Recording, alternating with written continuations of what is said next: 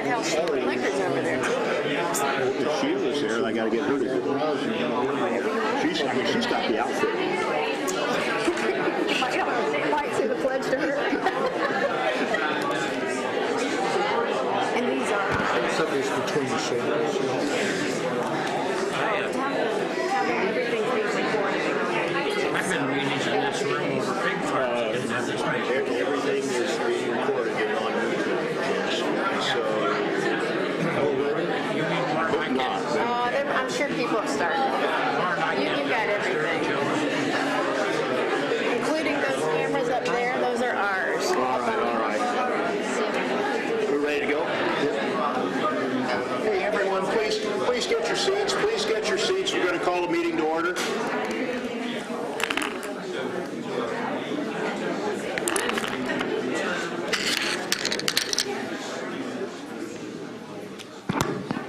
Check. 1, 2, 3, 4 scored 7 years ago. It's coming.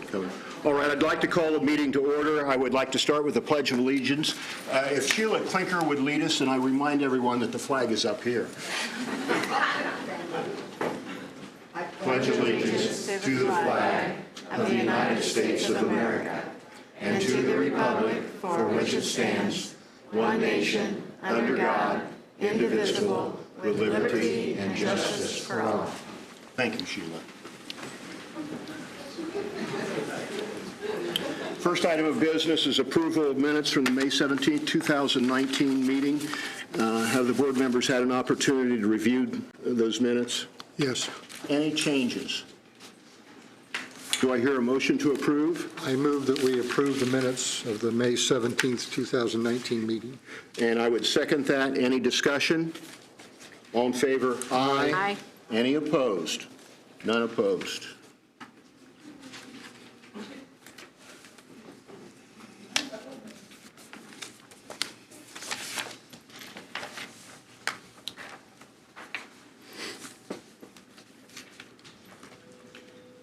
And while we have a few moments here, I don't think there was a sign-in, but we have a pretty good crowd this afternoon. And so, Barb, Ms. Kanako, would you circulate this? You just start it somewhere, legal pad and pen. And so I would like name, email address, and phone number. That way we can find you if we need you. Thank you, Barb. Next order of business is Purdue IDs for voting. And let's see, we've made available the Purdue news release that came out July 23rd, 2 days ago. And that's online, been circulated. I know, or I have been told, that it has been circulated to all current and former Purdue staff. And so I know it's in the public arena. Do we have any discussion regarding that? I would like to note that this issue has been vetted before. We've discussed what the past policy of the Tippecanoe County Board of Elections has been. That policy has been criticized by numerous entities and individuals. It's been advocated by numerous individuals and entities, and it would appear to me that Purdue's taken the initiative to resolve that issue. And in their news release, they indicate what they are doing to make compliant IDs available to all their students. They've indicated, at least to me, that it's not really a staff issue because of their process associated with that. And the news release indicates language including, and the surest way for students to guarantee ballot access is to acquire a passport, an Indiana driver's license, or a free Indiana ID card from the Bureau of Motor Vehicles branch. So they intend to address this issue and to do so apparently in late August 2019. And so it would appear that for the upcoming election, that would not be a continuing issue. Is there further discussion or thought about that from the board? Yeah, students will be able to get their IDs updated. They want probably by the end of August for a nominal fee. It's a discounted price that they're offering. So, I mean, I'm very pleased that Purdue is willing to work with us and to come up with a solution. Just, we've, I think approximately 10 or 11 years ago is when we addressed this, and we had the statute back then that's still on the books, IC 3-5-2-40.5, which talks about proof of identification. And historically, we came up with the fact that since Purdue's IDs did not have an expiration date, but that if a person had an ID, you could check to see if it was valid and how long it would remain valid. And then we got into Purdue's database through our voting centers and early voting and everything, so Purdue students could vote. This is now being questioned, and I think, to be frank about it, the statute, you could interpret it several different ways, and we interpreted it back then unanimously as R's and D's that allowed Purdue students to vote.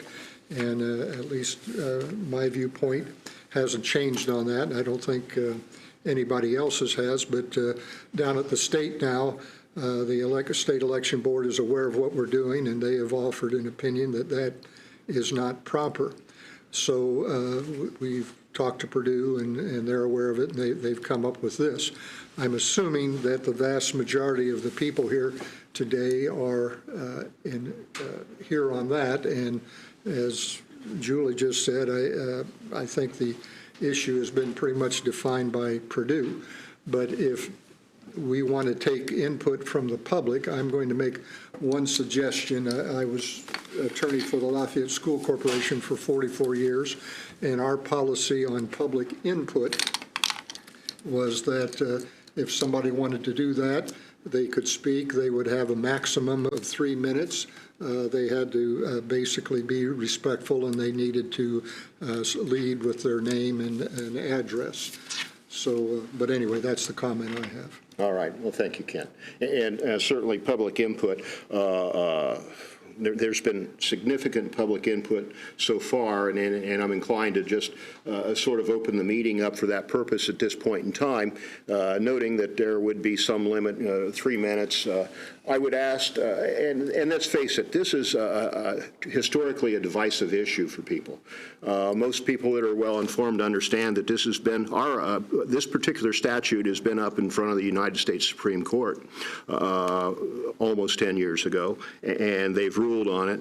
Also be aware that there's another statute that has been expressed to me that causes some significant concern for our election workers. There is a statute out there, and I'll reference it, 3-11-8-25.1, that requires election workers to verify that the voter presenting themselves has complied with Section 40.5. In other words, they present a state or federal issued ID that has an expiration date on it. And so those election workers, as I recall, sign an agreement, an affidavit, if you will, indicating that they will comply with election law. So not only has the election board for years been willing to, if you will, favorably interpret Section 40.5, but we've asked our election workers to favorably interpret that statute. I've been told by several that, particularly since the issue's been raised, they no longer intend to do that. And so it would be my thought that, particularly since Purdue's gone ahead and solved the issue and addressed the issue, that it would be hoped that people would support Purdue in that process. I also note that Purdue Legal, as you might expect, has piled in on the issue, and they're in full support of what Purdue is doing. I did have a discussion yesterday with an individual that's been one of the point people that when Kent Moore and I went over to Purdue to talk about the issue, they had numerous people there, and one of the people that was there I spoke with yesterday, and he wanted to make sure that the public was aware that Purdue does not want to be in the voter identification business. They're not in that business, but they'll do what they can to facilitate Purdue student voting. Now, with that said, Joe, do you have any thought or objection, or Julie, any objection to allowing public input, maximum 3 minutes, respectful, and hopefully not unduly repetitive? Because there's a lot of people here, a lot of people, and, you know, you do the math. Is there anyone that wants to be heard on this issue? Why don't we start working from the front of the room, if we could. Again, step forward, identify yourself, address. Name and address. Name and address, please. Thank you. Michelle Tomarelli, West Lafayette, 1727 Maywood Drive. I have some questions more than anything. So I guess I'd like a little confirmation. Not all of the students are getting the new IDs, only the incoming students? May I speak to that? The incoming students are not getting the enhanced, I'll call it the enhanced ID, and no confusion with the Indiana driver's license. That will not begin until, I'm told, until August, well, actually they'll mail them out, Purdue will mail them out in June of 2020. Purdue, late in August, is expected to have an updated, and they called it potentially a transitional ID, that they will make available to students. They will request a payment of $10 for that ID, and that's why on the Purdue website they're suggesting that students go to the BMV and get an Indiana an Indiana identification card at no cost to the student. Okay, how well is this going to be advertised and by whom? I think incredibly well. Purdue's already advertised it. And that's the email that's been sent out to staff. They included their news release, which includes the click-on icon for the Indiana ID program. And so there's also, and I don't have the name of the agency, but there's an agency over at Purdue that does exactly that as far as advises students regarding such public political issues. And I forget the lady's name. I have it here in my notes from my May 29th meeting, and she may be here today. I would expect her to be here, but I don't recognize her. Oh, Thank you, geez. thank you. All right. And so I expect this to be very well advertised. I've been assured that it will. There's been some thought process about what additional steps the election board might take to get the word out. Let's face it, 2020 is expected to be a record election, and we need to get the word out now. We're fully aware of that. Sorry, this is not counting on your 3 minutes, by the way. Thank you. Okay, no sticker option. No, there is not. And do you have any concerns with individuals and volunteers organizing to help with these efforts? No. I wouldn't know what to, I have no concerns. I expect it. The concern would be if they didn't do that.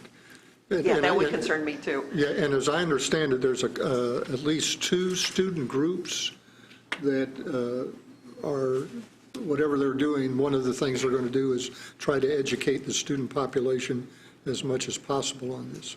All right, those are all my questions. Thank Thanks. you. Who's next? Who's next? You want to start a timer?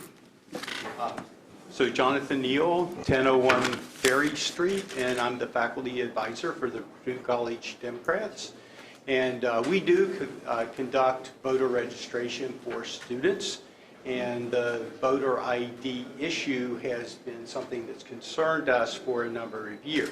When it first went into effect, we had a conversation with President France Cordova, who said at the time it was logistically impossible to add an expiration date, and so that's when we got the word from her that they were going to use the electronic information on the back of the ID. And so the IDs, as they exist with the electronic swipe card, does have information on the whether the ID is current or not. And that electronic information is much more current and up-to-date than just a visual expiration date. We will be registering students to vote. We have 6 weeks between when the students arrive in August and the deadline for voter registration to get students registered for the municipal elections. So we're not thinking about 2020, we're focused on 2019. And the city of West Lafayette has made districts that are majority students, like 90% students, and they want students to have representation on the city council. We have students running for city council in several of the districts. And so I'm not sure that this fix, or sort of letting it up to Purdue, is going to work for 2019. And I kind of like more assurances for that. All right, I can't give you those assurances. We'll be relying on numerous, several entities to get the word out. They have told me that the fix is available, and by the way, information to the public is the best we can do. Let's face it, people have responsibilities as well as rights. Now, is there anything that you've heard here this afternoon that you would contradict? Just that the process of getting the free ID from the BMV is very difficult. You have to have a lot of documentation to do that, and it's a very tight burden, particularly on students that don't have cars and don't drive.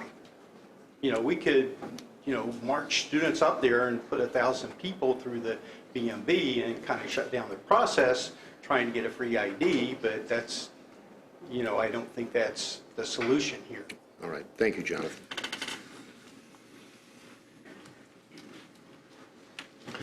Zachary Bale, 124 Connolly Street, West Lafayette. Just a quick aside, the government should never be afraid of public input, no matter how long it takes. I think we're all committed to being here for that. And then on two, just making sure that we're all aware and it's in the record, email is one of the worst ways to communicate a message, as anyone who's ran a marketing campaign will tell you that, so I'm encouraged to hear that there's community organizations that will help ensure that students are aware of these changes. Now, it was mentioned earlier that the election board, and I assume the clerk, have received several complaints that were in violation and that people were still questioning this. I didn't know what would be the best way to go about getting those complaints and questions regarding the policy that's existed for nearly a decade. My complaints were oral, and I wouldn't speak for the rest of the individuals on the board. Okay, so no record is what you're saying. Okay, and then also you said you had an opinion from the State Board of Elections. Has that been made public? I believe that was oral also, but I don't think they've confirmed it in writing, but I know you've had those discussions, and I'll let Julie speak to that. So that when I had asked them for an official statement, and two of them were in conference, then last week, another, because we want a statement from all four. We want the two co-directors and we want the two co-counsel. And then last week, or this week, they were setting up for a conference. So 3 weeks have gone by and they all haven't been able to get together. I talked with Matthew, who's one of the co-counsel, and they believe they have some free time and they can put that together. So we're making our decision ahead. It sounded like well, earlier we were already making the decision because they've... All of them have orally have said they are in agreement. So we'll wait for that. In agreement with what? With what we've all said. That here, we're in violation there's- of the state law. That their interpretation of how they interpret it. We'd like them to discuss it all together instead of individually, orally, and put that in writing. Okay. Well, we look forward to hearing and seeing more about that. And then two, you mentioned in regards to the policy that the voter election volunteers will no longer verify Purdue IDs as the way we've done it in the past, because the fear is that we're violating that particular part of the statute of 40.5. Yes, that has been told to me by two individuals. Who are election board volunteers, state people? No, they're not election board people. They're long. No, sorry, not election board volunteers. Election volunteers. They're not volunteers. They're compensated poorly, but they're compensated. Okay. Well, we'll still call them volunteers. Yeah, because in 40.5, I think the point of contention is that they use show photo and show name, and they say document includes expiration date. So it doesn't specify that it has to be shown or printed on the document. I assume that's the point of contention. And so it's very curious why no issues were raised in the previous 9 years by this board, by the state, or the previous clerk.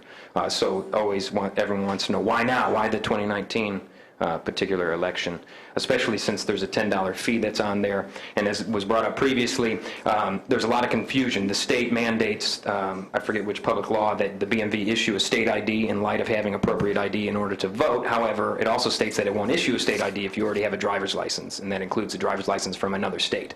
And so I don't know which law supersedes the other in that regard. I don't know if that's And so, It's true. and so without remedy, it really looks like the $10 fee would be some sort of tax that is needing to be paid in order to vote. I quoted the statute, and that indicates your 3 minutes is up. And Did you I'm give just me gonna look time at while this you all one. were answering too, or? Go ahead, go Started at ahead. 146. He Oh, started thank at you. 146. Yeah, and so just really, I propose, real quick, it's just real brief. I propose that Purdue breaks down the line item costs for the IDs. That way we can understand how those are actually done. And then once the costs are known, if Purdue isn't willing to incur these in celebration of Mitch Daniels pushing for a civics test, for instance, since voting is an integral part of the civics process, I assume we should pressure the Purdue Research Foundation, one of the largest organizations within Tippecanoe County, incurs these costs since they have over $2.8 billion of assets, according to their 2017 990 filings. So that way students are encouraged and are supported and are empowered to actually participate in our 2019 municipal elections. Thank you. Thank Duly you. noted. Next, who's next?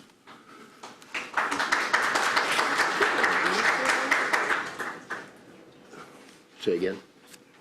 I'm about out of power here. My name is Emily Jones, and I live at 237 Willowbrook Drive. As a Purdue student, I am grateful for this change that Purdue is bringing, but this problem is not solved, and it won't be solved until 5 years in the future when every student has an ID with an expiration date. In the meantime, they will have to pay $10 to receive the updated IDs, which, like people in the crowd mentioned earlier, is a poll tax. It does affect a certain group. It does hinder people who are already financially strapped to get an ID. As you saw in the brochure, which we received outside of the clerk's office a couple days ago, to receive an ID card, and this free ID card that you've been mentioning, they cannot have a driver's license in another state, which is most of the situations of our students that don't have Indiana IDs to vote. And they also, if you look at the materials at the very bottom that they're required to have to just get that ID, it's difficult materials for students to acquire. So students don't have a change of address information because their address is changing almost every year as they move from residence halls and apartments. They don't receive loan payment books. Their doctor's bills are not addressed to their apartment or their dorm, but are instead usually addressed to their home address. So this, while it is free, is a difficult one to receive transportation to go get that. It's probably a hindrance on the BMV office if we are sending hundreds of students to go get these ID cards. And it's difficult for them to produce that information in such a short amount of time once they get back in August and need to receive it to register and vote. So, and you mentioned earlier that this has been scrutinized by the Secretary of State's office, and I know Julie has talked to them, but they did make a public comment in a JNC article that it is up to the election board and up to the courts to decide the legality, not up to their office, or at least the person who commented. So you guys are who is helping decide, whether those database is sufficient, and hopefully you're considering what it means for students and what our opinions are about the matter. Thank you, Emily.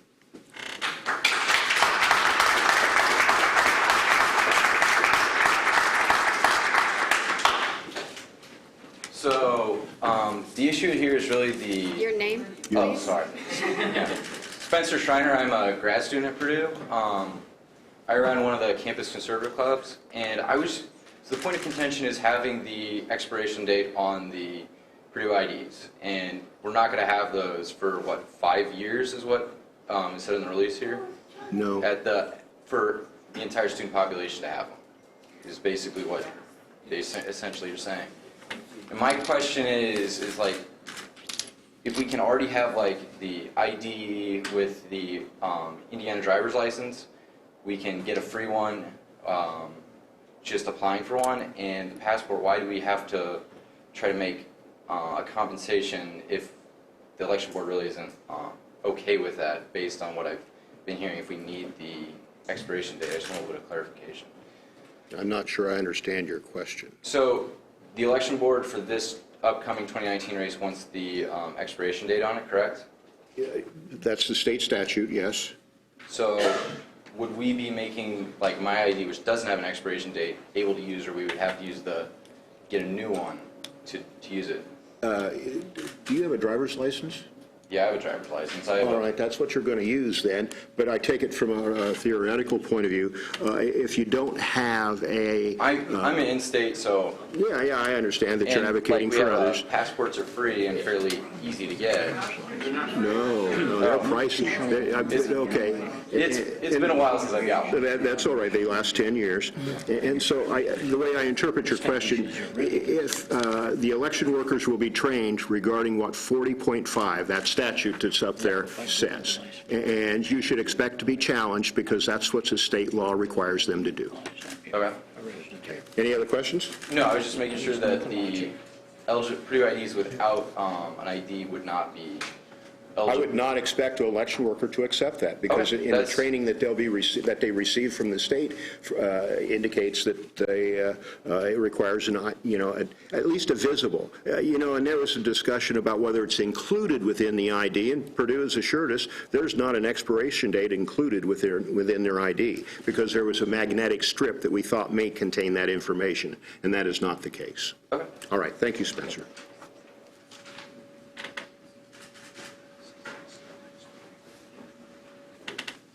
Michael Oxenrider, 822 North 5th Street, Lafayette. I just have really just one question. Is there anything that any of these people will say that will change your mind on this policy whatsoever, or has it already been pre-decided? Well,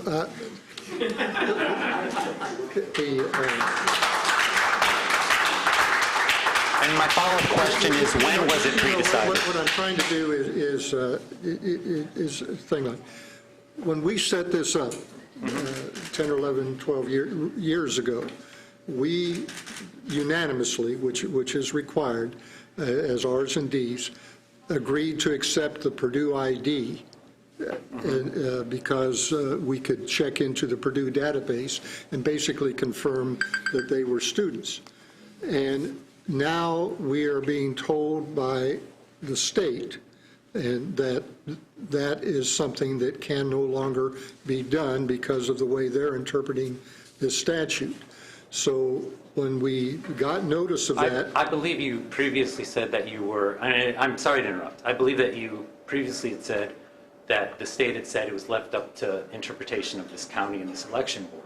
No, they said, Julie's the one that talked to him, but that this wasn't authorized. So there's nothing anyone can do here right now to change what's going on. So why have this meeting? Because we have regular, but we have election board meetings, and this is the election board. We have an agenda. We had other items on the agenda, but, the public... So it's a canard, essentially, is what you're saying. No, it's not a canard. It is, if we said nothing and everybody showed up in election day and this was a new problem and they didn't get to vote, then that might be a canard. But we are saying that there's this potential problem and we're trying to figure out the best way we can do to allow the Purdue students to vote here in Tippecanoe County. And we've heard several other alternatives for Purdue students being allowed to vote in the previous manner, and we are rejecting those. So a choice is being made by this election board, correct? The choice is being made in the sense that since the state election board is now saying if we do what we've done in the past, they view that as a violation of the statute. And they haven't said that before. And now that they've said that, and that's their interpretation. Okay, then I guess I do have, I like that answer. At what point did we learn of this? Was this sent to you, or was this something you discovered? So what happened was, this was not because of voter suppression or... I understand your character. I know you're not about voter suppression. Let me speak. So what happened was in training, there was talk about Purdue IDs being accepted without a picture. And so a couple people had questioned, how can that be? And it was said that it was in our Vote Center guide. So after the training session, I checked the Vote Center guide, and there was nothing in there. And I called the state, and I asked, how do I amend the Vote Center? Our what do they call that? The standards, or anyways, the state asked me, why? What is it that you want to change? And so when I got into the story about the pictures, and then that led to the expiration, that is when this information was given to me. It was the first I'd ever heard it. All I was doing was trying to make a process that we were using corrected. And by the way, the training had said the students were using their own phone to state that they were students. And that's how it happened. I mean, it was just an honest thing. I didn't When it understand. and came we up and will it was not at reported to all- me, when Julie brought that information to me, I decided it was something that should be shared with the election board, recognizing or believing that it was going to be a problem. Because after all, our duties is to administer a fair, open election and comply with the laws of the state of Indiana. But you could So listen, interpret that's why we're here today. the law that we discussed as the database being the expiration date, if you so choose. No, it Because doesn't, other people and have brought that up. But see, I 'Cause interpreted says it a should. different I know, way. But you could, based on the number of people that are here that want something different. We And could, you are we making could. a choice But we here. have an So therefore, opinion. you're making a choice right now, and you're choosing not to hear anybody that's Can I talk speaking. about the database? And I'm done. Thank you. Can I-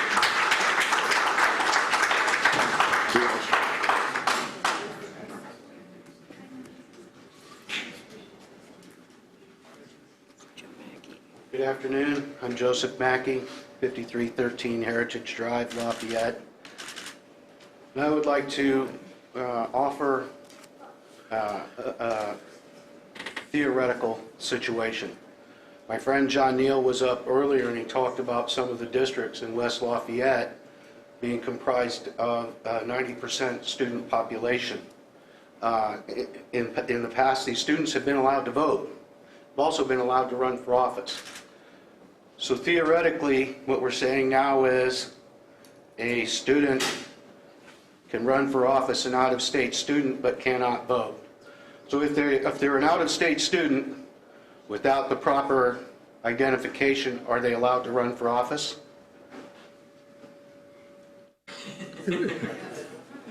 I have to say no, but I'm not sure that I understand the question. Because If we have they're a out of state- candidate, we have a young candidate that's from out of state.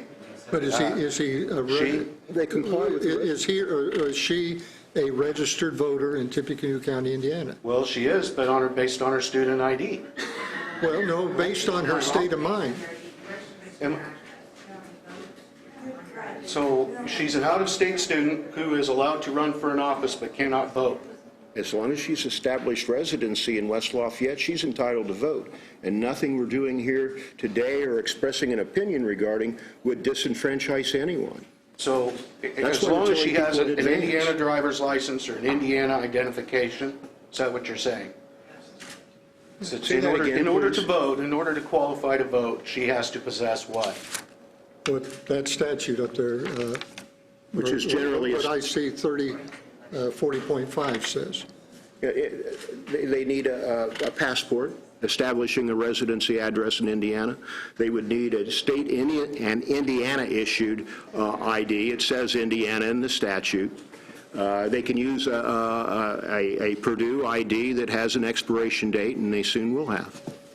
Or they can use a BMV state-issued identification card. BNV from Excuse me, Indiana. I'm forgetting our veterans in the room. If you have a veteran's ID card issued by the feds, that's permitted too. Excuse me, Joe. So you could be a foreigner with a veteran's ID card and vote? My brothers volunteered and served in Vietnam. They're not American citizens, but they have their VA cards. You know, I'm going to back up. Maybe this will help, but when somebody registers to vote, a mailing goes to their address. Right. If it comes back to us and we send another letter and it comes back to us again, it actually becomes inactive. So when we don't receive a mailing back, when they have applied to register to vote, it then becomes active, because it's proving that they've received it at the residence that they say they live at. So how many mailings do you ship out of state? Because students typically will use... No, they're all, when somebody registers to vote, they use, it has to be... Current address. It has to be an address here. Okay. If it was in another county, even in-state, I cannot put them in the system. I have to send it to that county for them to... So a student could be from out of state but have a residency here and register to vote That's right. and can run for office, Yes, certainly. but you can't they're vote if claiming she their doesn't have... They're claiming their residency here. Correct. They're claiming residency here. And all she needs to do is get a free voter ID at the BMV, or she can go and get her ID her Purdue ID updated. So you don't know how She many can have a of those driver's mailings license. are shipped out of state? Is that... We do not ship out any. Like I said, if they registered to vote out of state, we don't deal with that application. That's going to be mailed back to them to say, we can't register you. Joseph, I do want to allude to something. And part of the problem is, as reported to Purdue, our policy here in Tippecanoe County for numerous years has apparently caused confusion in other counties among Purdue students. We've developed a lenient policy here, and debatable whether it's consistent with Indiana code or not, but students go to other counties thinking, my fraternity brother or sister voted in Tippecanoe County, and then they go to Crawfordsville or another county, and they're turned away. And so we've created a problem for some of these people also, and so we need to be cognizant of what it takes to get that fixed. All right, thank you. You're welcome.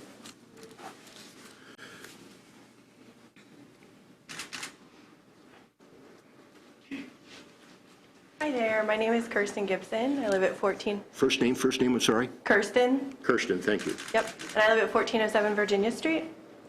So I have a couple of questions and a comment. My first question is, does the election board have funds to promote voting or voter registration or voting education? No. Except the state does give us documents that we can things to hand out. The state gives you documents to State hand sends out? us the booklets and things, like we'll be getting some soon. I don't know what's on them, but that's Let's our just marketing. suggest it's pretty marginal. It's what, sorry? Let's believe it's marginal. Marginal. Non-existent, I think, for purposes of what we've talked about here today. Okay, so the election board, and then I guess, I don't know if it's a charge of the clerk's office, has a $0 operating budget. Say that again, please. Do you have an operating budget? The clerk does, but we don't work on the clerk's budget.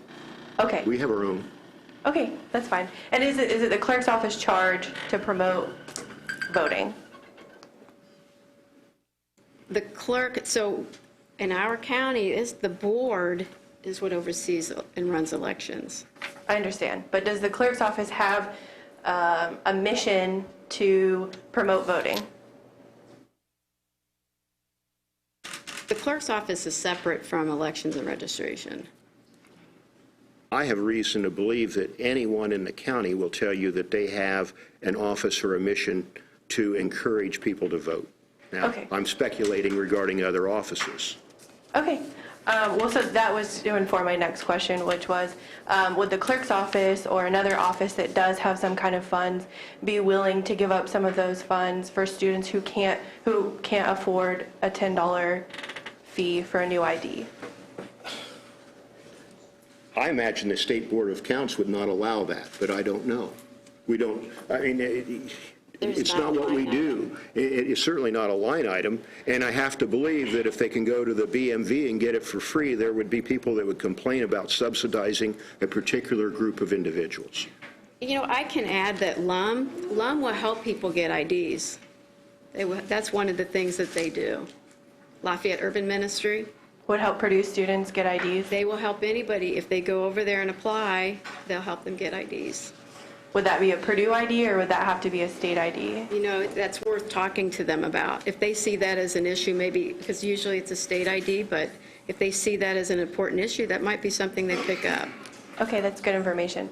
Would the board and the clerk's office be willing to look into the question of if funds could be used for students to purchase the new Purdue ID? Yes, we would. I'd nominate you to provide that information to us. You have an interest in it. You have the question. You may have the resources You're to be also- point person on that. Okay. So this is a comment for an upcoming topic, but I did also want to make the case that I know there's a question of whether there'll be early voting centers on campus, particularly in the districts that have contested races. And I wanted to make the comment that, especially now, given this confusion, this cost that students will have to incur, and then obviously, like you just stated from the previous question comment, that there's just general confusion over where Purdue ID can be used and not, that there is a case to be made for early voting centers on campus, so that in the event that a student goes to vote early, and if their ID is not sufficient, that they would then have time to go to the Purdue ID office, pay the $10, and then vote on the day of the election. I would fully expect we always have early voting at Purdue. I wouldn't know why we wouldn't do it again this year. Well, I think it's been in question, so I just wanted to bring that up. Not to me, it's not, but that issue's not. Well, you'll hear from a colleague later, so. All right. Thank you, I appreciate it. You're welcome. Who's next? Several people have stepped up. All right. Hello there, I am James Blanco. I live at 320 Brown Street, What's the last name? Blanco. Thank you. So, my concern is about out-of-state students. It's not so much about in-state students, because most of them would either have driver's licenses or they would not have out-of-state licenses and such, they would be able to get the free ID. However, if you don't have if you have an out-of-state driver's license, you're not eligible for the free ID. And one of the people who has a driver's license from another state is one of the candidates for office this year.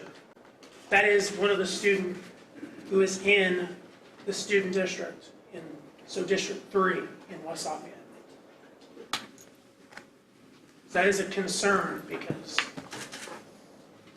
while they may be able to have to pay, they would have to pay the $10, which is in essence a poll tax. Or they would be ineligible for the free ID in Indiana because they already have a driver's license in a different state. One of the people who has that is Shannon Kang, the student district candidate. That is District 3.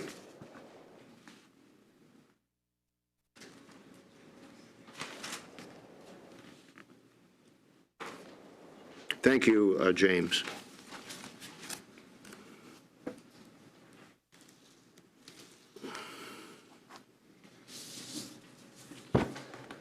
My name is Bridget Manning Hamilton, 1419 South 14th Street, Lafayette.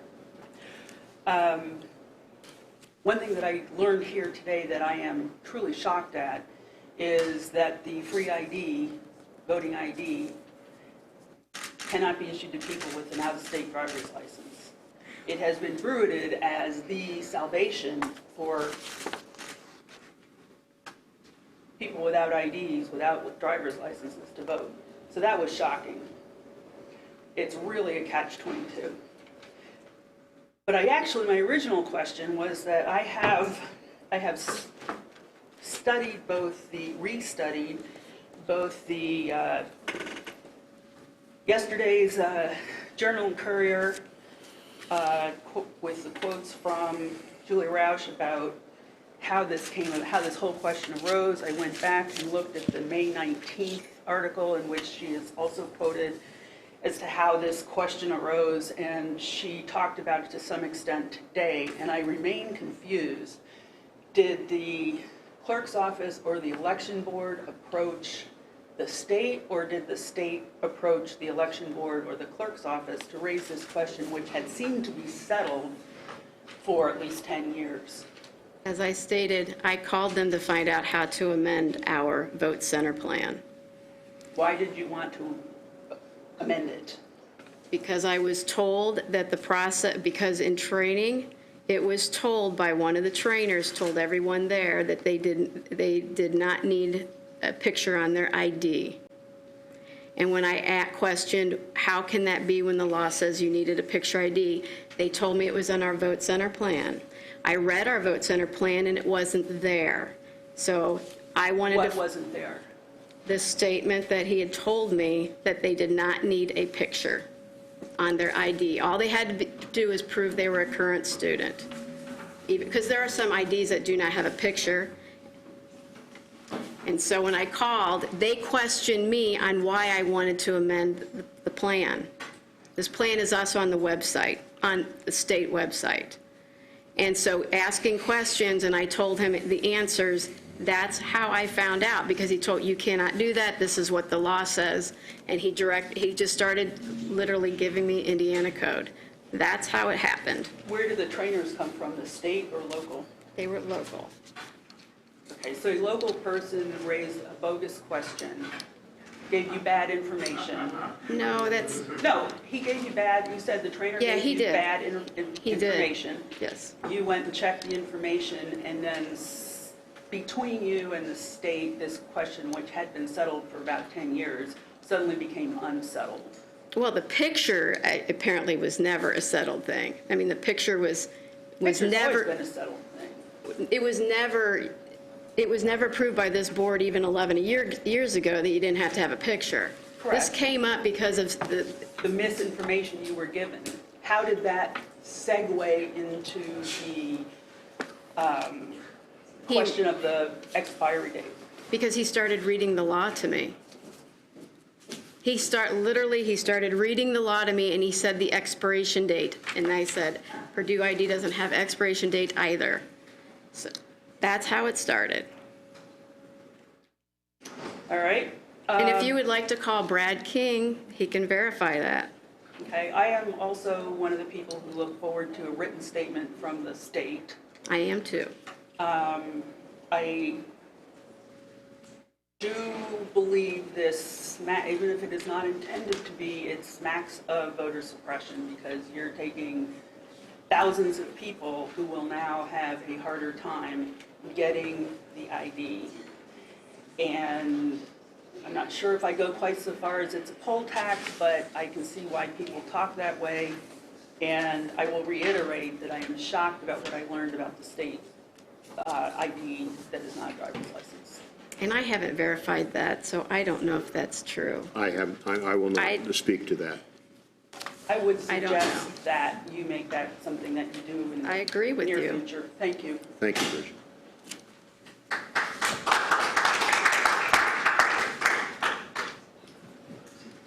Name, please. Heather Maddox, Vinton Street, Lafayette. I want to give a little bit of background about this whole issue because it's been misinterpreted that the state always was okay with it. They have not been. They haven't been. And I am one that heard verbally because I called when this first came up at the meeting when it did shock me because I knew that we had made our own resolution. I went out and called the other attorney, Angela Nussmeyer, and she agreed. She said, no, you are not within the law. And that Purdue needed to either put an ID or an expiration on that ID visible, which her and I argued about because I argued the same thing, that it's even more, in my mind, that expiration date we looked up was even more stringent than a printed ID. So she said, no, that's not the case. We need to have it printed on there. So, I mean, that's where we are today. I just wanted to clear that up, that it's something that we've known we were in a gray area, and you guys have accommodated, which was very appreciated until now. One of the things that I do agree with is that it is going to be hard for students to get the word out and get this ID. And I know that you guys don't have a budget to do that, but I know that in the past we've used the press a lot to help get this word out, which I assume everyone will be doing. I think you could put something on the county website, things like that. I know that's not always efficient. and maybe even look into some PSAs that might be able to be done on radio or even the buses. I don't know how that works anymore, but things like that, just letting students know, because there is going to be a lot of confusion, and they're correct. There has been a lot of work that's been done in the past to make sure to include students in the whole process. And another thing I'd like to say is people are correct. Voter registration does not coincide with this election, the voter ID law. Anybody can register to vote here. You don't have to present an ID, you just have to establish residence. Joe Mackey, people that, as long as they have an ID or a residence here, they can register here. They then can be sent an absentee ballot, which they don't need an ID to fill out. So that might answer a little thing there. So what I would like to see a lot of people do, and Sheila, you're here, and I know this has been revisited, and you guys have been on one side of it and tried to get this done, is where this has to change is the state level. And if they could be a little more relaxed on some of these IDs, then that would be a big help. And I know that you've tried with that. So thank you. That's all I really wanted to say.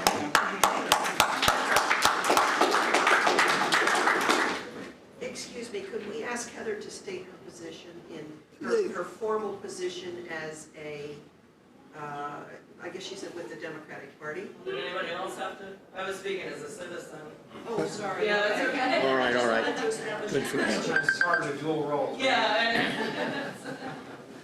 You cannot, by statute, be a resident of 2 states. Autumn Pickett, address 2243. Give me that first name, I'm sorry. Autumn, like the season. Thank you. Pickett, address 2243 Sagamore Parkway West, apartment 2221-B, West Lafayette. All right, thank you, Autumn. Yep. Okay, so to start with, passports that were made out of state, will those be valid? It's the statute on voter ID says about the document. The document shows the name, the individual to the document was issued, the name conforms to the name in the voter registration. The document shows a photograph. The document includes an expiration date. The document is not expired. The document was issued by the United States or the state of Indiana. So a passport, since it was issued by the United States, it had all that information and it's a valid ID. So we have approximately 11,000 out-of-state students. Has there been any conversations with the BMV on what it's going to look like to try to get 11,000 people a free state ID? We haven't talked to the BMV, and remember that given past practice, I don't think 11,000 of them are going to register to vote here. So like a worst case scenario, is that what happened? Well, I don't know if that's, I would call it a worst case scenario, but I mean, it's not realistic to think that, that everybody who is in theory eligible to vote is going to register to vote. It's never happened before. Okay, so then if you go to indianain.gov/BMV/2530.htm, you can read the statute where it says a out-of-state student who has an out-of-state driver's license, if they request a free ID, they have to give up their current driver's license. What is that going to look like? Do we imagine students are actually going to give up their driver's license? I wouldn't think so, but. So do we have any contingency plans then to not effectively make this a poll tax on students? Poll tax is most of us up here are lawyers. A poll tax has a definition, and the fact that you have to buy an ID does not meet the definition of a poll tax. You can interpret it as a poll tax, but that interpretation doesn't make it a poll tax in a court of law. Okay, so then. And I might say that the phrase poll tax is somewhat offensive because it's historical use to disenfranchise a particular group of people. And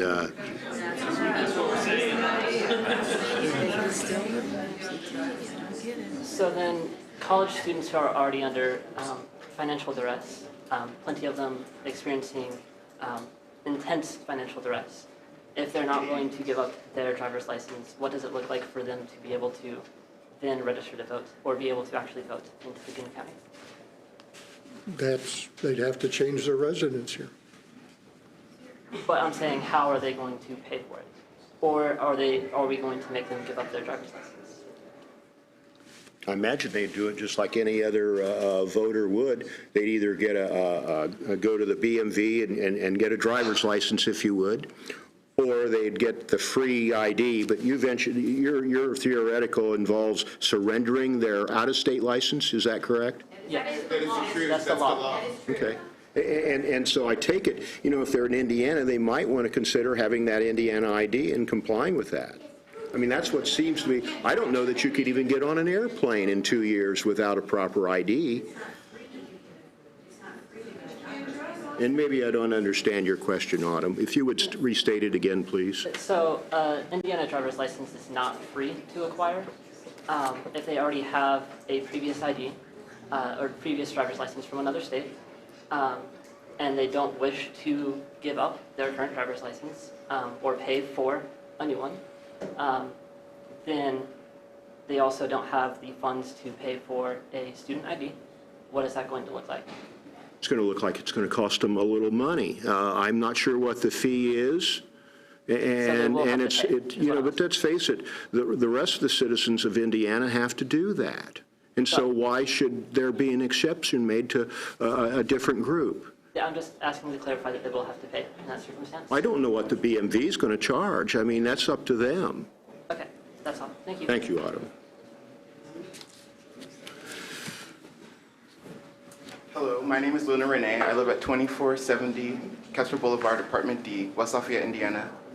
And I don't have a question. I actually want to speak to the fact that people have been mentioning that if you surrender your state ID, you have to pay the BMV for an Indiana driver's license.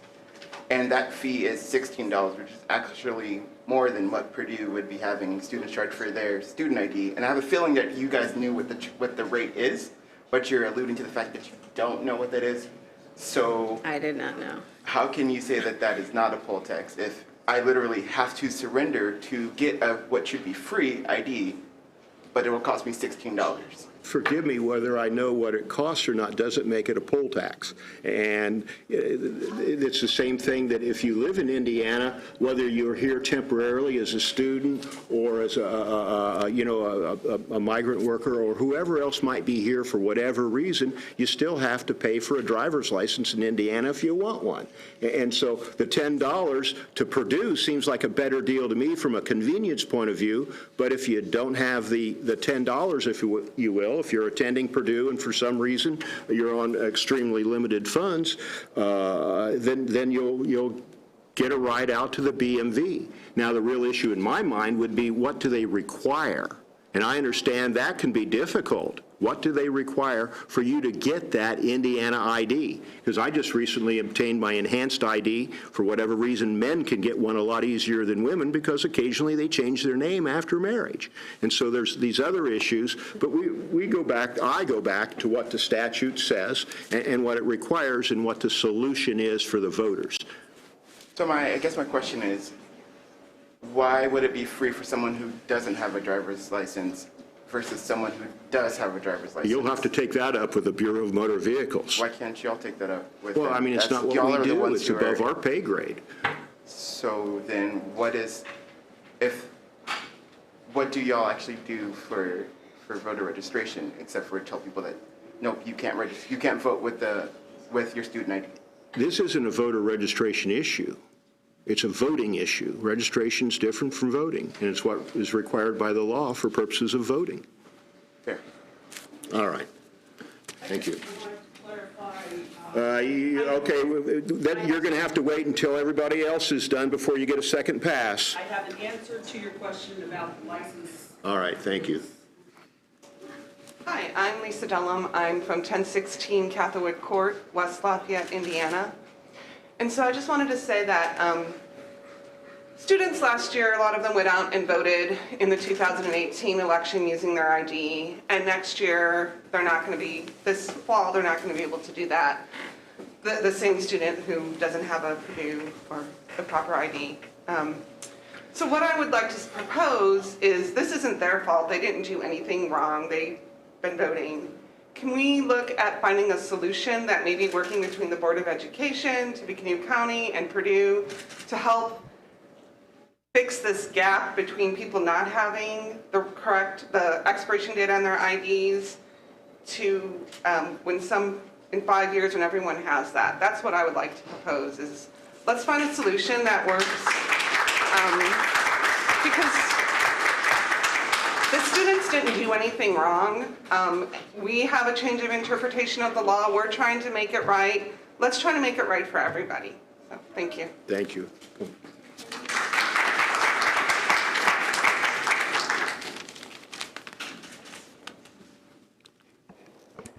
Hi, my name is Matt Geyer. I live at 1702 Congress Street, Lafayette, Indiana, 47905. Looking at the proof of identification here, 1 and 2 specifically includes the word show, and 3 does not include the word show, which seems to me like it's there for a reason. Like, why wouldn't they put show for the expiration date, and on the first 2 they have show? The document itself, a student ID, has an expiration date. It's when the person is no longer a student of Purdue University. That information has and is readily available as it was for the past 10 years. So it seems like it's clear to me in there that they meant that the document expires, and it does. This also seems like it is. I know you keep saying it's not. This is a poll tax. You either have to pay to get a driver's license, you have to pay to get a student ID. You're disenfranchising a specific group of people doing this. This is not just everybody is in the same way. Everybody here has an ID when they need it, but people who are students, which these elections do affect their everyday lives, won't have a say in them. That's all I got. Thank you, Matt.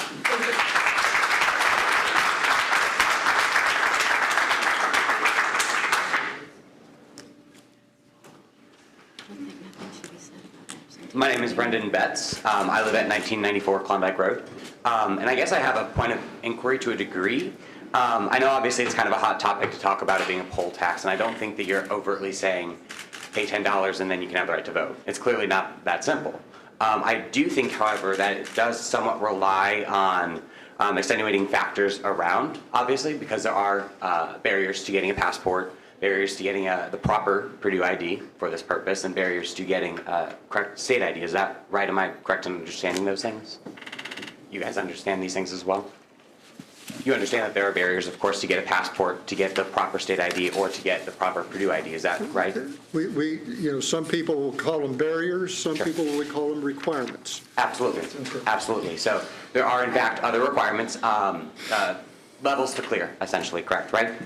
I guess I would just be curious, especially, I guess, legal counsel, your perspective on the decision that the Supreme Court did hold in 1966, and I'm sure you guys are aware, as it's wholly relevant, Harper versus Virginia Board of Elections. That's the case, of course, where they decided that a poll tax is not something you can do, and several states had to overturn much legislation, municipalities as well. The central holding in that case is a state's conditioning. A state's conditioning of the rights to vote on payment of a fee or a tax violates the Equal Protection Clause of the 14th Amendment. So it seems pretty clear that it's talking about something specific, something obvious, like pay $10 and you get the right to vote. But, and I know that there's probably much legal precedent to the contrary. I'm not legal counsel, so I'm just relying on publicly available information and my own understanding. But obviously, I think it's clear that it could be interpreted that relying on requirements or barriers enforced by other venues in the state not relating to this could translate to the same effect.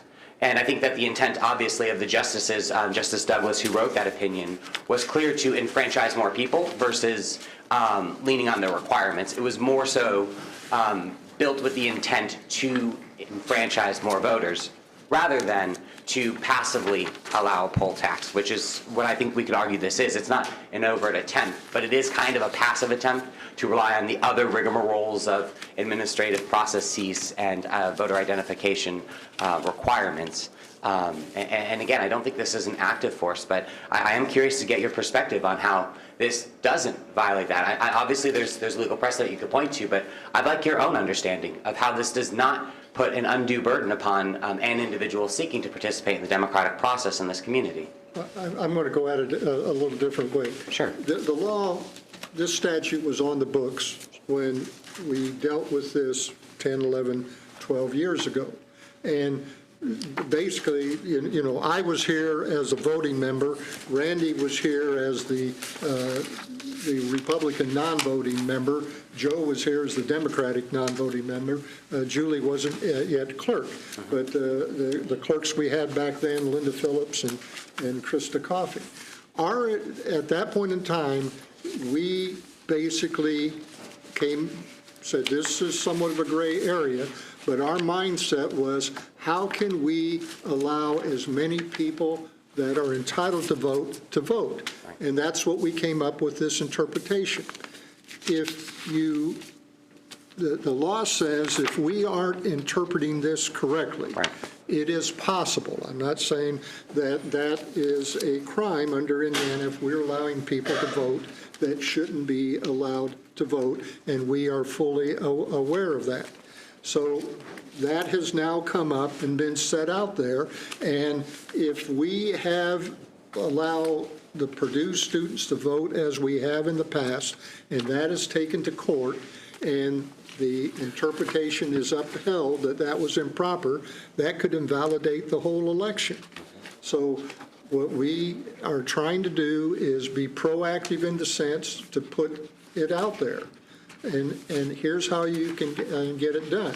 You gave the definition of poll tax in that case. Yes, sir. Okay.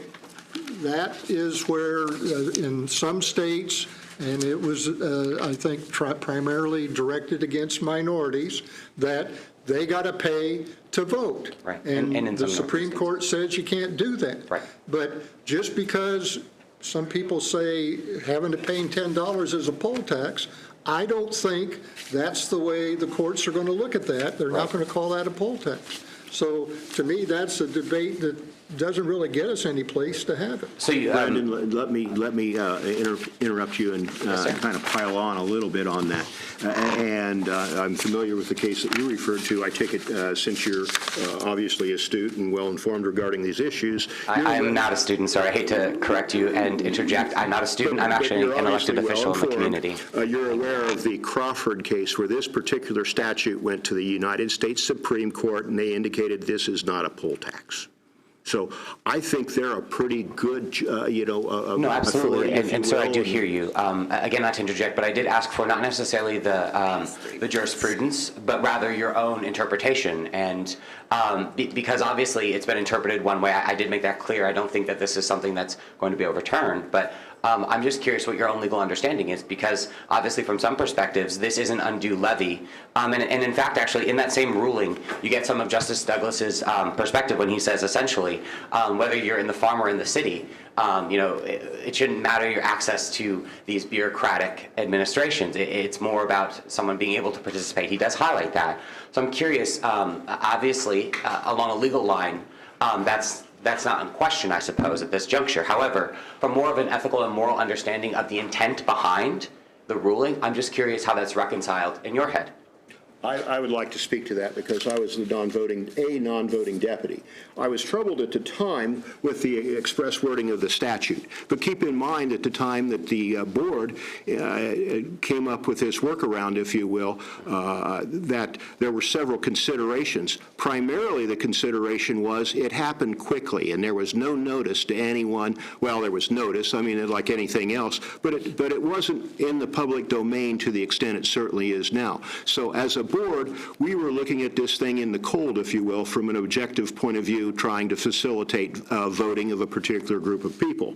Since then, there's been several cases that has explained exactly what that, including the Crawford, the U.S. Supreme Court case. And so here we are 10 years later, still doing something that back then we weren't sure. And I remember individually going along with the idea, thinking that the legislature is going to address this. They have chosen not to, and so now we're stuck with what the legislature told us 10 years ago and is still the law of the land, with a very minor modification to the statute, and several court cases which tell us how it should be interpreted. And so now that the issue is raised, I feel obliged to go ahead and get the word out that things have to be done a little bit differently to make sure that when people come to vote, they're able to vote. And so you have to get the word out. That's what I think is the real issue to me. How do we get the word out? Purdue's already doing it. Absolutely. A day after their news release, they have it out in their email. Sorry, you're nodding. I'm speaking. It's your time. Go ahead. No problem. I appreciate that, background information. I'm curious, was there any consideration to perhaps postponing this to beyond the municipal election? I know that Julie did speak to it in public as to, we allowed it during this primary season. It However, certainly was for me. Forgive me. That was for me. But I'm gathering information, trying to figure out what's best. Right. And what really, I think, sealed it in my mind, I think I knew what I was going to do or what I was going to advocate, but when I talked to the person from Purdue yesterday and indicated our policy has caused problems for voters in other counties, it hit me that I needed to also consider not only the people, the students that are voting here in this county, but how does it affect other individuals. And so that was a concern for me. And I must admit, early on, one of the concerns was what happens when a candidate who loses by a very small margin comes up and says, well, look, election board, you let these people vote and it's a direct violation of the law, and you've been told that numerous times. And so, these people work hard, and they're entitled to a fair, open election. And part of that, in my mind, is we have to follow the statute. and then one last thing I'm a little uncertain about. So Purdue does issue IDs with and without a face, and it's my understanding that obviously they're changing their practice. Now, so is it possible to have a situation, I suppose, where there's a Purdue ID issued with an expiration date and no face? And if so, what would be the view of that? There's an that's been a gray area as well. That some people have religious objections to their photo, and I remember there's something in the code, and we would have to address that. It's obscure enough that I suspect it would trip up our election workers, even though we train them, and so they would likely be able to vote provisionally. That's how I would expect it to be handled. And even when we agreed to this policy over 10 years ago, we weren't particularly familiar with provisional voting then. That was just something new. So there were a lot of issues. We have a lot more information now as to how that works than what we did then. In that case, thank you for your time, and I am so pleased that so many people could take time in the middle of the day. I know that it is not easy for the average individual to take the time at, say, 1:30 in the afternoon to come for a democratically vital meeting. So thank you so much, guys. You're welcome, appreciate your time.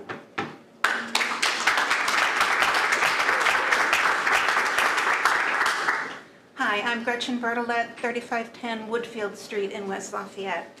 In trying to pick up on what Lisa was saying in looking at compromise, and when I look at other situations throughout history, oftentimes grandfathering has been introduced as a solution. It seems to me that the students are facing an unfair barrier at this point, no matter what the circumstances are. But no matter how big a PR campaign you mount, I think it's going to be very hard getting the students to realize that their Purdue ID is not valid for voting, as of now, I'm assuming.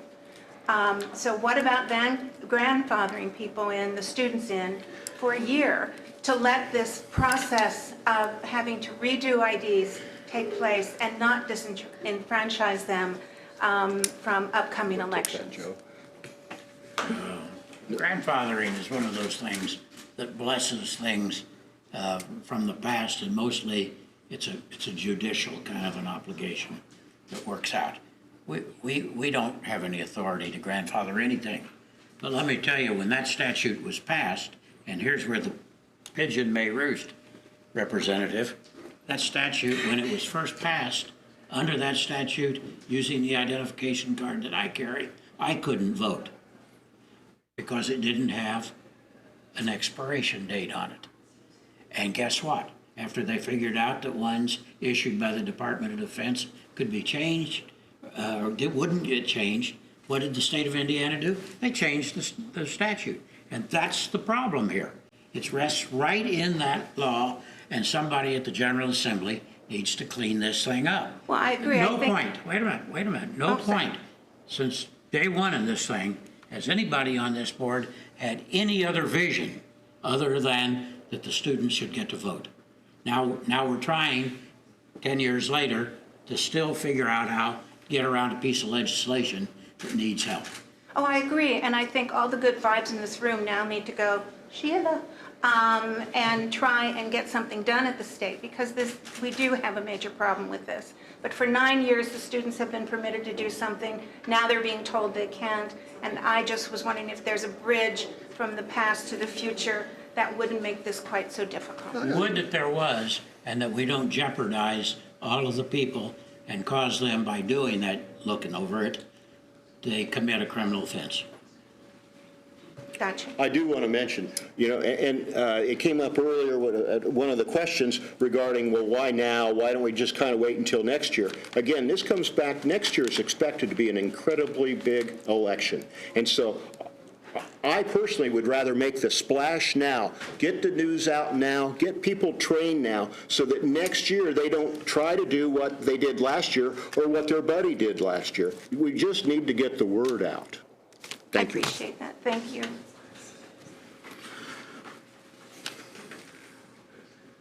One more coming, two more coming.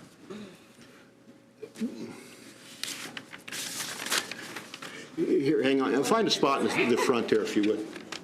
Margaret Haas. I'm at 117 North 5th Street, 47901 in Lafayette. I have a few questions. First of all, I'm curious about your understanding of what the purpose of the expiration date is. Because we talked a lot about the requirement of it, but what, in your understanding, your legal understanding, what is the purpose of the expiration So date? it's still valid. So it's to determine that the card is still currently valid. What in the current process is not allowing us to determine that the card is still valid? There's no expiration date on the Purdue ID. And we could, our work around that was to get into the Purdue database and confirm they were still a student. So if they were still a student, the ID wasn't expired. Exactly. So that still determines whether the ID is currently valid, correct? Right. But the statute says, in the interpretation, it says the document includes an expiration date. And in the past, we felt we could say that included an expiration date because it was still valid.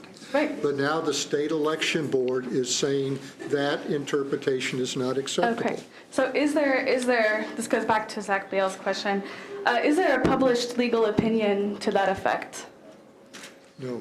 Only expressed orally to us in several different ways by several different people, including Purdue's legislative representative. All right. But the public has no access to that published, or that legal opinion, the legal reasoning?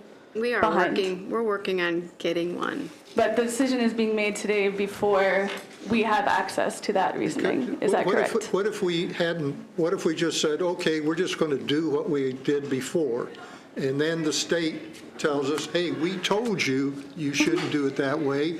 You did it. That's an intentional violation of the statute. So that puts our, several hundred election workers at risk because they're the one that the post comes in and they're allowing them to vote. So with that out there, we felt it was better to step forward and, we can't solve it.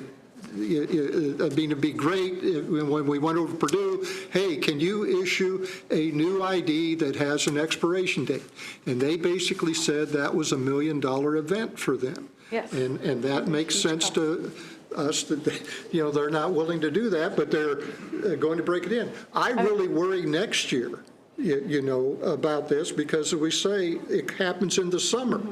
There's going to be, at least in one thing, hopefully not 24 people on the ballot, but there's going to be a lot of people wanting to vote next May, and it's going to be as big a problem as for the people who want to vote this November. So is there any indication that the state would be willing and able and has the desire to initiate any kind of legal challenge or prosecution of people here in the county for continuing to do it as it is? The State Election Board, and I think both the R's and D's, have said they don't think we're doing it right.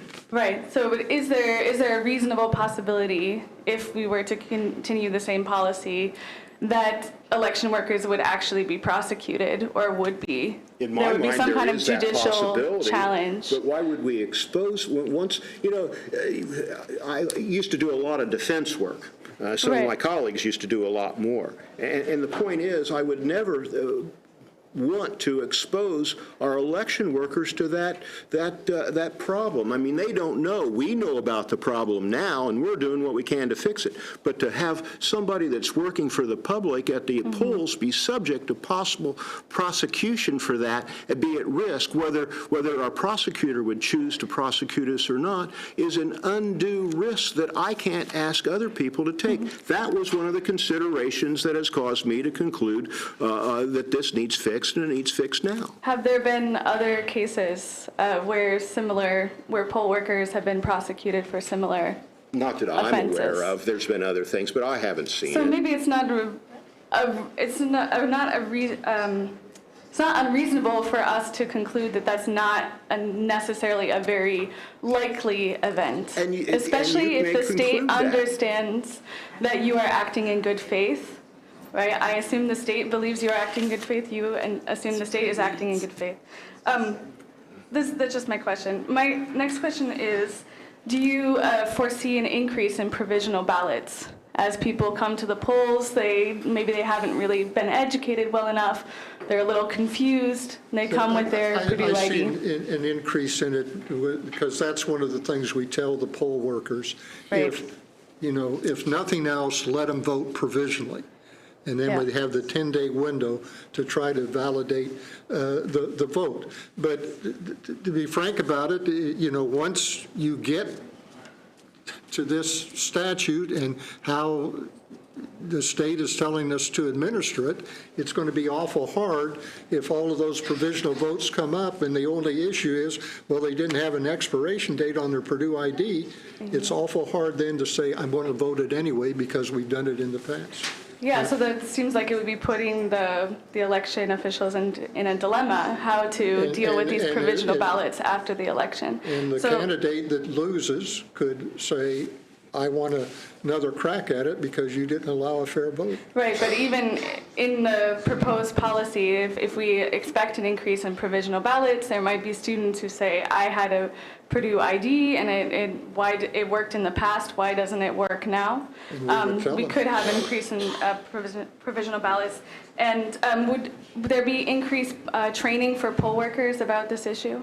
No, Is there increased I mean, and that's been a part of the change in poll issue. worker materials or training to It'll be help easier in this? the past, the state issued materials talked about what was required. And then Right. we had this workaround that we've told them about for years. And then over some years, that seems to have morphed in more than what it was. I mean, people were telling me last spring that they thought they could vote by showing their iPhone. And so I guess that's what we get, no good deed goes unpunished, in the sense that, I mean, it has caused problems apparently in other counties. In fact, I know it's caused problems in other counties. well, there's a lot of I've misinformation said out that there, I'm already, sure, so. no matter what the policy is. But can we reasonably expect a decrease in voter turnout among Purdue students, would you say? I would expect more. I mean, let's face it. I think this is going to get lots of students involved. There are 11,000 undergraduate out-of-state students. Would you anticipate that these are with additional barriers, with more cost, with just additional steps? Can't we reasonably assume that there would be a decrease in voter turnout? I mean, you got a municipal election that Yes. I don't know how many people, I mean, we've had in the past when we had precincts, getting a half a dozen vote in a precinct, a student precinct. But I think, as people have said, the person that voted last year, the Purdue student that voted last year, that shows up in November is going to expect to vote, and if they haven't heard this, they might find out they have a problem. But I think it'll have an impact this fall. I don't think it'll be great because I don't think there's a lot of people going to vote. But next year, I think it'll have an enormous impact, particularly, in May, where we don't have any real fix in place. And that's why I would encourage the election board to consider not just the intention here, which I think is Forgive me, good I'm faith, going to but call the time. impact I'm going to call of your time. actions. And, Thank know, you I- very much. We need to go back to And because we're going to have to get back to our other business, but there was somebody else, and We have one lady that keeps trying to come up. yes, and we've shut her off twice now. Right, I've got hers. So she had an answer for you about the license. What's your name? Oh, sorry, I'm Kathy Parker, 3103 Sullivan Street in West Lafayette. C or K? Okay, thank you for asking. When you get an Indiana driver's license, you do have to surrender your other license, and you cannot hold an ID and a license at the same time in the state of Indiana. So, All right, thank you. okay, thank you. Thank you. Who else? Who else? Ms. Knuckle? Barbara Knuckle, 7026 East, 550 North. I just have a question. If a student wants to get an Indiana ID, and let's say they have an Ohio State driver's license, are they required to surrender an out-of-state driver's license to merely get an ID? And Barbara, the reason for that likely is that the possession of an Illinois driver's license implies at least something that you're a resident of Illinois. Right. And when you come into the registration in Indiana, an interesting statute says a person does not have a residence both within Indiana and outside Indiana. And that person behind the counter in the license branch looking at a person asking for an Indiana document that implies residency with a document in their hand that implies out-of-state residency. The problem is right there on the hands of the person behind the counter, and their system seems to be surrender one to get one. That's probably part of the issue, is this question of residency and what a driver's license implies. And one would think it would be beneficial for a student if they want to have residency in Indiana, would be to officially move the residency, and they'd have to pay lower tuition. That's on them. Thank you, Barb. Okay, do we have that covered? I'd like to move on just because of some personal time demands that I have. Let's see. Future office staffing. Who wants to take that on? No, we're not, There's nothing to vote on. it's not a vote. Future office staffing. Well, Julie, you can tell us, how's that working? Well, right now, we have 2 part-times there that are trained, that I'm working with them. Each day, we're getting a lot of stuff, a lot of registrations have gone through, but just want to make sure that we get some of the things done and put with Shirley with HR so that we can get those jobs posted. All right. There's been some interest in Vote Center expressed to this afternoon.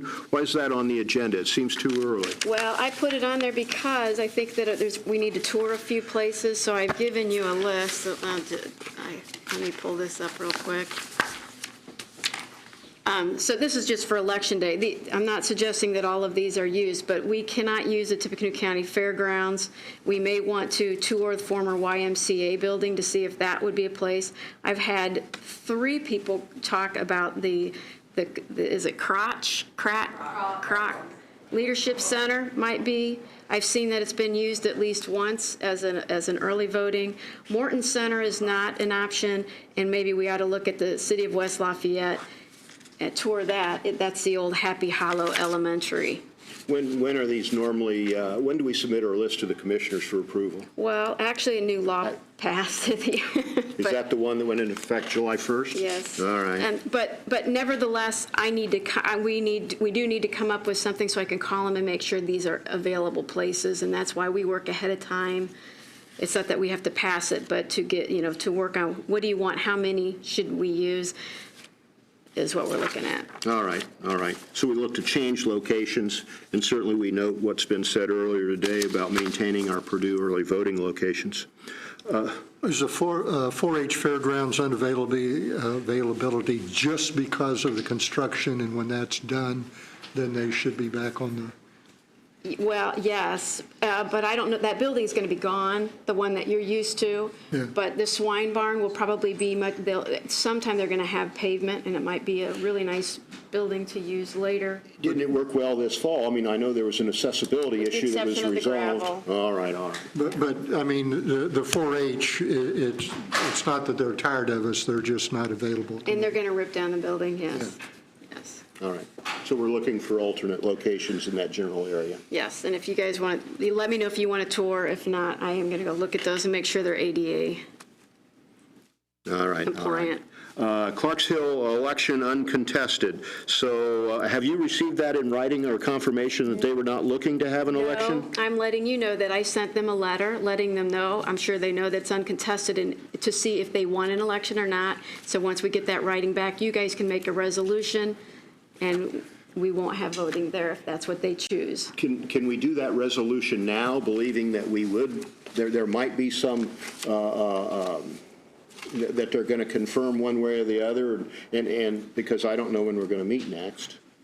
I don't know that question. You're our leader. You Do can we tell have us. to get a response from them? There's a required resolution. I don't know if we can do it before the fact or not. I've never seen it happen that way.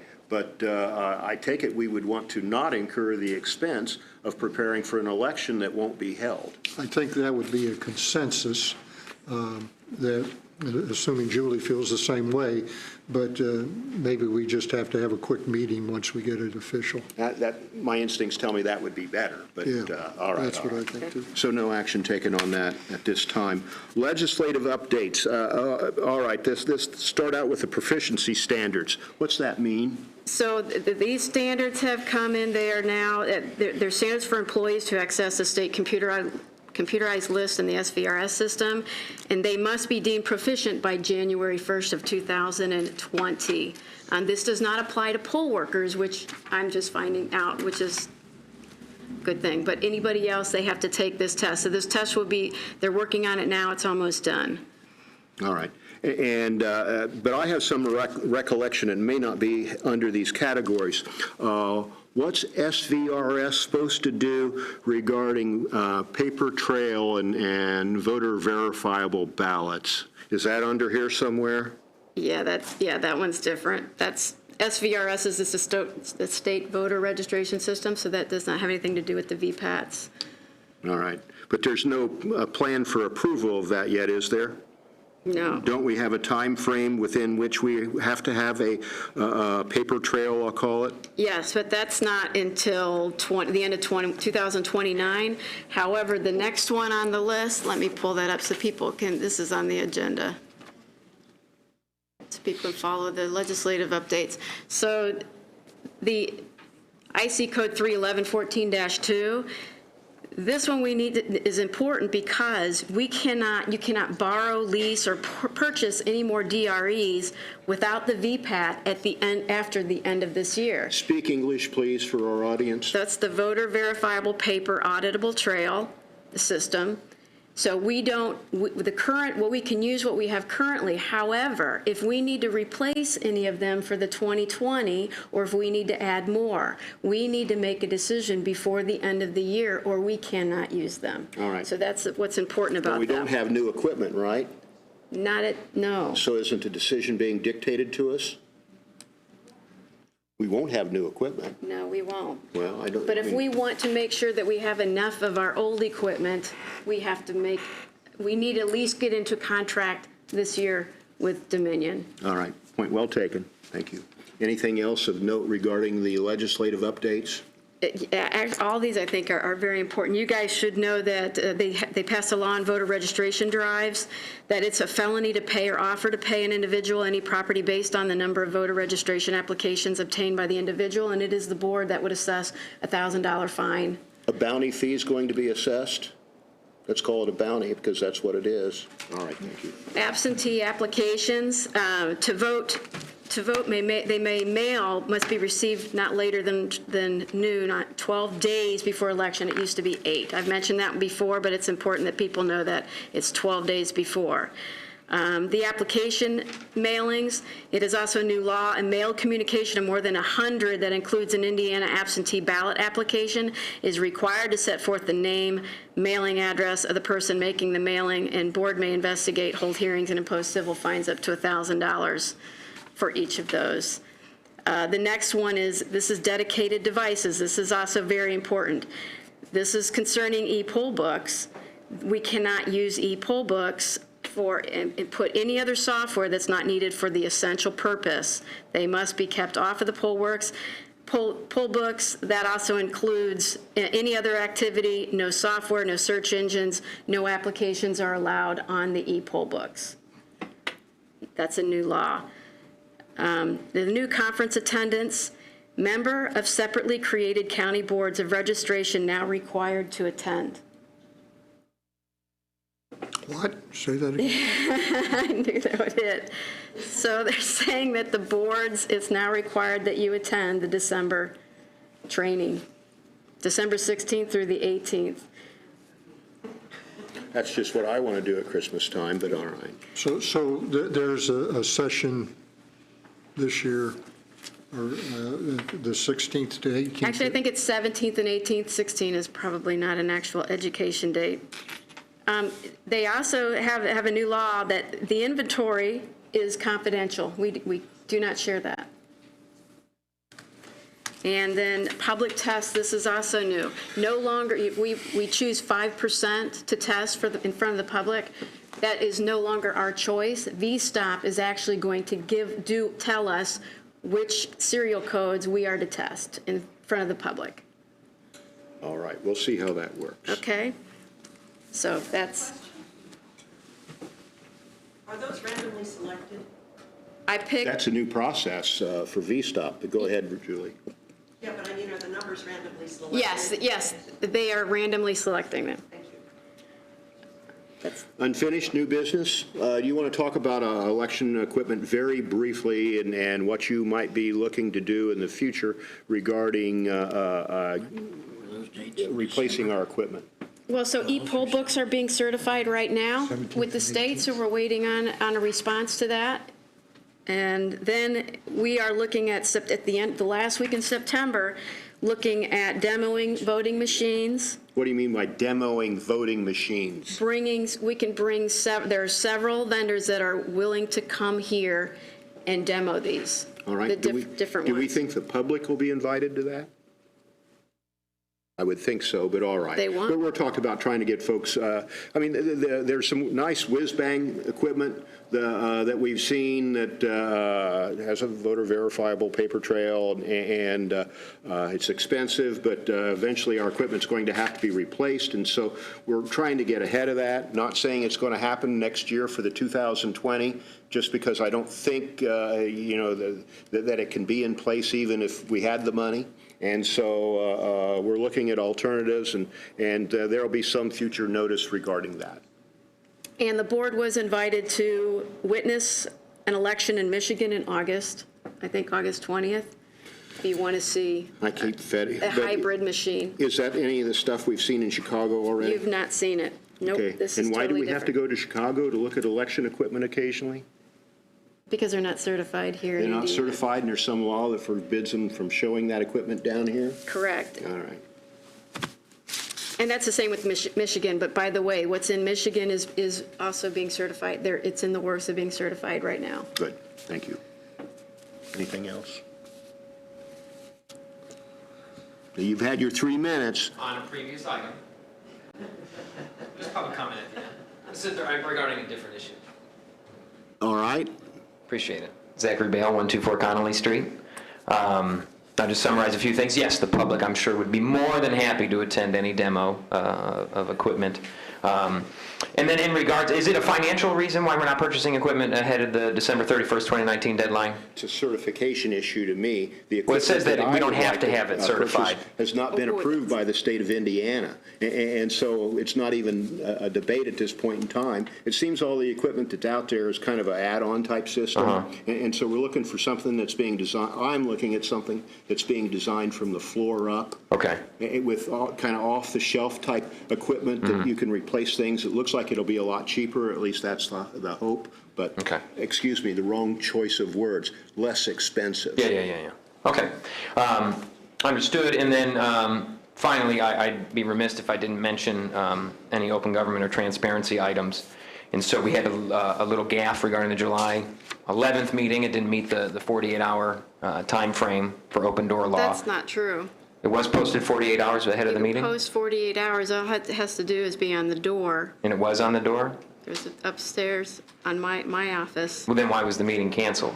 It was, why was it? Oh, because people, it's a courtesy that I send out an email, first of all. That's a courtesy. And We'll get into that, too. Just the fact that upset somebody, it got word back, so we just thought we'd change it. Okay. But we also, it worked out well because there were some other things that we wanted to work on, knowing that there was a conference on voter registration this week. And we get more information, which is the legislative. Okay, well, appreciate that. And so in regards to just some posting on the other items, I know I sent an email on June 27th in regards to recording policy in regards to the board. There is no policy? No. And the subsequent follow-up to that, are the bylaws and any other policies that govern this board available online? I don't think we Bylaws? have bylaws. I know some boards and commissions have their own bylaws, however small. We don't. We're a So creature what of governs statute. this particular board then? Would that Say be? again, I'm sorry? What rules govern this particular board? Statute. Just statute is what you're going, I know some do supplemental, or they say they adopt certain things, or our It's meetings just should be. like, when, most of the time we meet, it's just us. Right. Well, we're happy to be here with you. No, and you're welcome, and really get it all out, but I hear you, yeah. And so finally with it, because I keep hearing the courtesy component, and yes, the letter of the law does not mandate emailing, does not mandate posting on a website, does not mandate anything but posting it in a publicly available space. However, good governance is usually not the letter of the law. It is proactive transparency, proactive communication, and so I think it would behoove this particular board to be as proactively transparent as possible, which includes documenting these meetings, whether they are the only people in the room, because maybe sometimes we can't always be here at a meeting at 1:30 in the afternoon. That's our goal, Zach. we have minutes. Well, minutes, as we all know, are barely actual accounts that happen. They are once the again, minimum. going back to the school board, years ago, we had a member that everything he said, he wanted everybody to know. Right. And so what we did, we recorded him, and anybody could come and listen to those recordings. And as far as I know, and that was about 30 years ago, nobody has yet done that. And, so we're a representative government. You come here and you start off by saying something that I took as an insult as to what we're doing. We don't mind if you come and speak, and we're not trying to shorten you, but we want to control the meeting. And so 3 minutes has been sufficient for just about everybody. If I had the bylaws or the rules, I would know that. But in regards to the documenting, please do. I mean, the technology exists here. It's very easy for this board to record the minutes. You don't necessarily have to broadcast them. But we did have to have an article written because there was no audio representation of the meeting, so it was all essentially recollection of what that was. Point well taken. Thank you. Point well taken. Thank you. Let's see, any other business from the board? Move to adjourn. We got somebody else. Second. Oh. We've had our public comments. Keep it brief, please. Public comment, Jennifer Tysing, Princess Drive, West Lafayette. I missed something Julie was talking about if you were replacing equipment. So I'm sorry, I'm hard of hearing and I did my best. I'm using not sure the the equipment. context of that. I know. So you said, okay. Go ahead if you know what I'm talking about. That's referring to a legislative update, so a new law passed that we have the equipment that we're going to use in 2020. We may have ones that need to be replaced. We have to get those replacements before the end of the year. That's all that law states. And you have to replace the exact same equipment? Well, we would not. Same vendor, same. It's got to be compatible with the e-poll books, so we couldn't get anything brand new that we want in the future because it won't work with our e-poll books. Okay. That's why.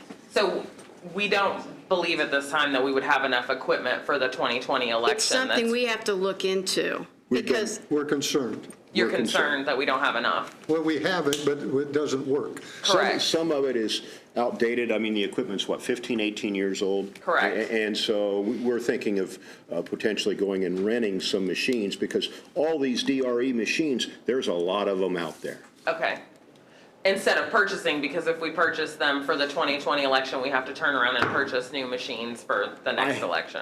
Yes, and I They would have be some used. suspicion we can probably buy them for about the same rental rate, because Okay. these are, they're old equipment, and it's, you know, there's better stuff out there, and that's what we're Okay. looking at.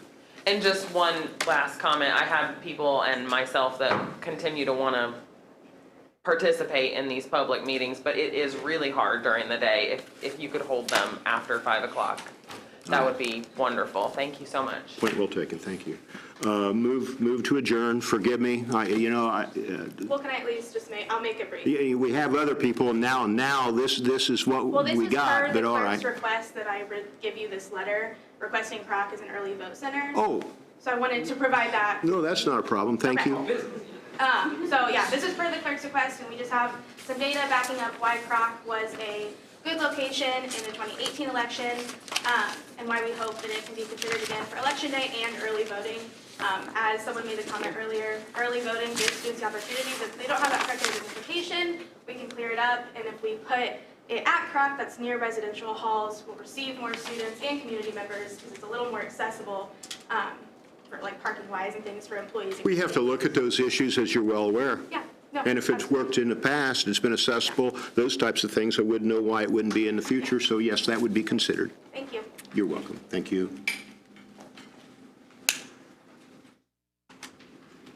Move we adjourn.